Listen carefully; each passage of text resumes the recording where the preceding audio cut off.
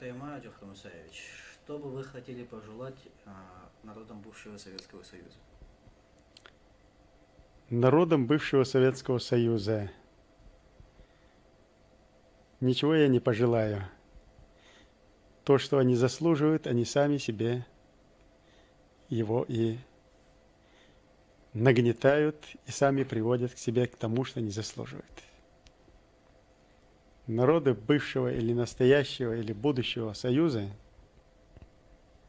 и в частности России, больные русизмом. Причем очень опасная, тяжелая хроническая болезнь. Русизм страшнее фашизма, нацизма, расизма, всех человеконенавистнических идеологий. Хотят они того или нет. И этот страшный недуг, наверное, можно вылечить только тягчайшими испытаниями.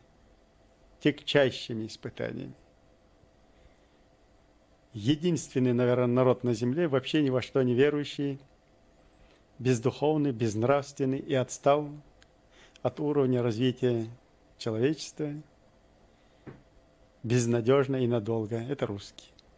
Никакой веры нет, никакой вере не подчиняется. Не привержены никакой духовности, нравственности, отсюда и морали. И морали. И это к великому несчастью самого же российского народа в массовом масштабе. То, что делается, Чечня – это только предлог, а по сути это суть российского народа. Больного русизмом, человека ненавистнической идеологии. А за это трудно надо расплачиваться. Испытания российскому народу предстоят очень тяжелые, и прогноз неблагоприятный. Причины тому реальные. Нет идей. Идея коммунизма, социализма, построение общества равных возможностей, как мыльный пузырь лопнула. Все потому, что строилось на идее русизма. Раз нет идей, к тому же и нет правового государства российского. Нет легитимности самого государства, ни одной ветви власти. А раз нет ни идеи, ни легитимности государства и ветвей ее власти, значит нет места и политики, и внутренней, и внешней. А раз нет и третьего компонента, нет места идеологии. Тогда нет и мотивов, и нет стимула. На этом заканчивается перспектива. Это один путь.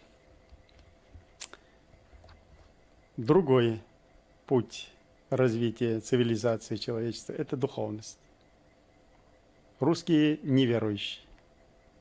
Ни в Христа, ни в Магомета, ни в Будду, ни во что. А чтобы народ стал целый духовным, минимум надо над этим работать, чтобы сменилось 3 поколения. И этот путь закрыт.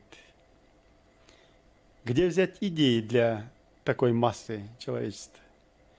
Можно бы идти по примеру Запада, сделать своей идеей доллар, Богом своим. В этом случае тупик. Россия считанное время гражданской войной, в период передела власти, нелегитимности государств, ветвей власти, разграничения, разгосударствления собственности. Вот в этот период такая идея настолько опасная, что все возьмут булыжники, у кого есть автомат, а кто и ракету, и гражданской войной будут разрешать этот спор. Этот тоже путь закрыт. Оба пути, и духовности, и идеи новой, пути закрыты. Сейчас пытаются политики, идеологи третий избрать путь – это славянизация, объединение на славянской основе. Из этого тоже ничего не выйдет, поскольку главный составляющий компонент славянизации – украинцы никогда не смирятся с русификацией и с русизмом. Есть только один путь для развития российского государства и народов. но я его вам не скажу. И этот ключ у нас.